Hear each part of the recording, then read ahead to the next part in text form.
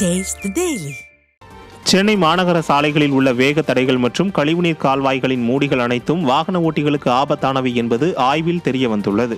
இது தொடர்பாக வெளியிடப்பட்ட புள்ளி விவரங்களின்படி மாநகரில் அமைக்கப்பட்டுள்ள வேக தடைகள் முறையாக திட்டமிட்டு செயல்படுத்தப்படவில்லை எனவும் 190 வேக தடைகளில் வாகன ஓட்டிகளை எச்சரிக்கும் வகையில் பலகைகள் இல்லை எனவும் தெரிவிக்கப்பட்டுள்ளது. மேலும் சென்னை மாநகராட்சி முழுவதும் ஆபத்தான நிலையில் 205 பாதாள சாக்கடைகள் மூடிகள் உள்ளதாக குறிப்பிடப்பட்டுள்ளது. பல இடங்களில் மழைநீர் வடிகால்கள் சாலையில் இருப்பதால் சாலையின் நடுவே உள்ள வண்டல் குழிகள் காரணமாக சாலையில் செல்லும் அனைவருக்கும் ஆபத்து ஏற்பட்டுள்ளதாக கூறப்பட்டுள்ளது.